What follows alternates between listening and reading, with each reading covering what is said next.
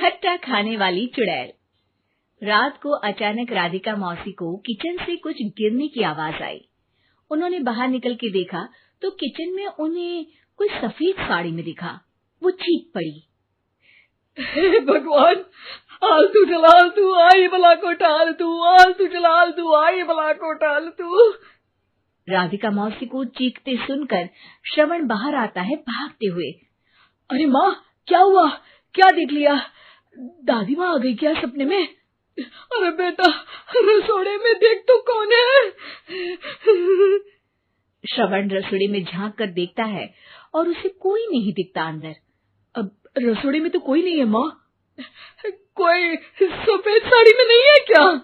नहीं माँ, कोई भी नहीं है। चिल्लम चिल्ली की आवाज सुनकर काजल भी वहां आ जाती है। अब क्या हो गया माँ जी? अरे बेटा, रसोड़े में एक चुड़ैल थी सफेद साड़ी में। अरे क्या कर रही थी वो अंदर? अरे बताया नहीं, कल आएगी ना तो पूछ लूंगी। चुड़ैल जी, आपका क्या प्लान है? माँ जी, रात बहुत हो गई है, आपने कोई बुरा सपना देखा होगा, चलिए सो जाइए। राधिका मौसी सोने तो चली जाती है, पर उनको रात भर नींद ही नहीं आती। वो कुछ भी उलझुल बातें सोचने लगती है।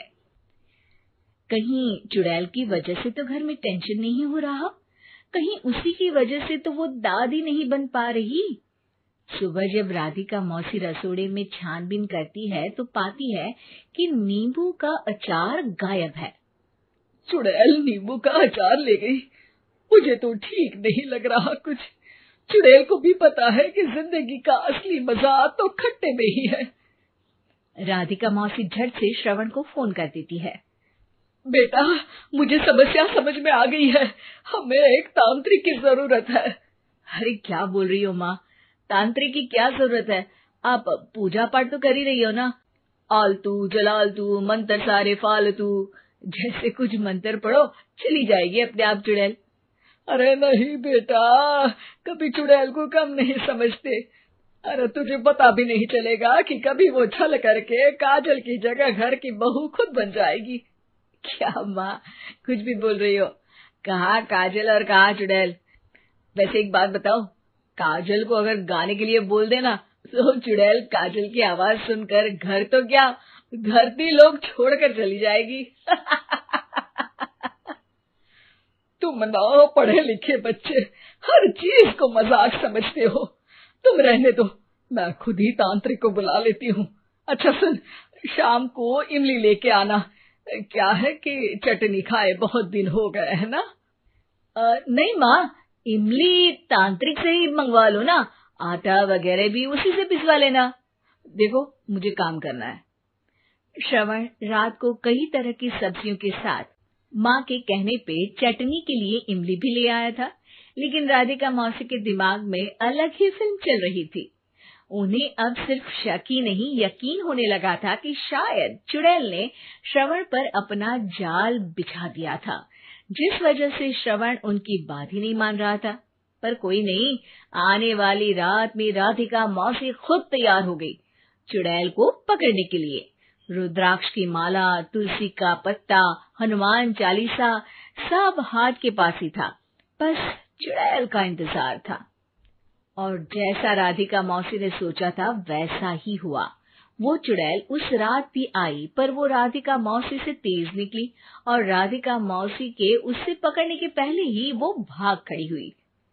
जरूर बहू पे साया है उस चुड़ैल का, तभी तो श्रवण के कमरे में गई है। और अगली सुबह राधिका मौसी पिछली रात हुए हमले में किन चीजों का नुकसान हुआ उसका हिसाब लगा रही थी। उनके खेमे से एक आम के अचार की शीशी भी गायब हो चुकी थी और वो इमली भी जो कल श्रवण लेकर आया था। राधिका मौसी इस बारे में सोच ही रही थी कि श्रवण जल्दी से रसोड़े में आकर दवाइयों की पोटली ढूंढने लगता है।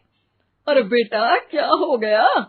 अब माँ, वो काजल की तबीयत खराब है, बहुत घबराहट हो रही है उसे।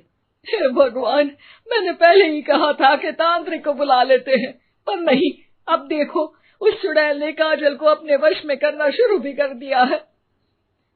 हालांकि श्रवण भूतों में विश्वास नहीं करता था, पर अब वो भी डर जाता है और राजी हो जाता है एक तांत्रिक को बुलाने के लिए। कुछ ही घंटों में तांत्रिक आ जाते हैं और राधिका मौसी तांत्रिक जी को सब बता देती है। घोर संकट, घनघोर संकट, चुड़ैल को मारू जोर चाकट, ओम भट स्वाहा खटखा के आहा। अरे ये क्या मंत्र है?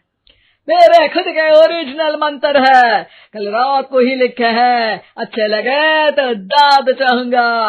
एक और मंत्र सुनो। अर्ज किया है आब्राकडाब्रा, दिल्ली बम्बई आगरा, चंदा मामा सोवरले सुरन मामू जारा। ये मंत्र है? अरे कोई 40 वालीसा पढ़ो ना। वक्त कम है, 40 नहीं पड़ेंगे, 20-25 में काम चलाना पड़ेगा। अलग निरंजन जाके लंदन, मुफ्त का मंजान घिस मेरे नंदन। अरे जल्दी करो तांत्रिक जी, जल्दी करो। तांत्रिक अपने उल झलूल मंत्र पढ़ने लगता है। श्रवण को तांत्रिक पे शक होता है। वो अपने एक डॉक्टर दोस्त को कॉल कर देता है ताकि कोई अनहोनी हो तो इमरजेंसी में चीजें मैनेज हो जाए। तांत्रिक धुनी रमाता है, जिसकी वजह से कमरे में काफी धुआं हो जाता है और जिसकी वजह से बहू की घबराहट बढ़ जाती है। अब भागेगी चुड़ैल। हाँ। बहू खांसते हुए धुएं से बचने के लिए बाहर चली जाती है। अरे भाग रही है, भाग रही है। पीछे पीछे श्रवण भी जाता है। बहू एक सोफे पर बैठ जाती है। तभी डॉक्टर दोस्त आ जाते हैं और श्रवण को पानी लाने के लिए कहते हैं। थोड़े चेकअप के बाद डॉक्टर कहते हैं, मेरे हिसाब से जाप का काम पूरा हो गया है। क्या मतलब? अरे कुछ भी नहीं माँ, कोई चुड़ैल नहीं है, खुशखबरी है, अब दादी बनने वाली है। मगर वो सब अचार के डब्बे। श्रवण दोनों अचार के डब्बे अपनी माँ को दिखाता है, जो कि उनके बिस्तर के नीचे छुपे हुए थे। आपने सही बोला था माँ, वो चुड़ैल काजल ही थी जो खट्टा खा रही थी। हमें कल ही पता चला, पर हमने आपको ये तांत्रिक वाला काम करने दिया ताकि आपको भरोसा हो जाए कि भूत वगैरह कुछ होता ही नहीं। अच्छा अच्छा, ये तो बड़ी खुशी की बात है, पर बेटा मुझे एक झाड़ू तो ला दे। क्यों माँ? ये तांत्रिक का भूत उतारती हूँ मैं।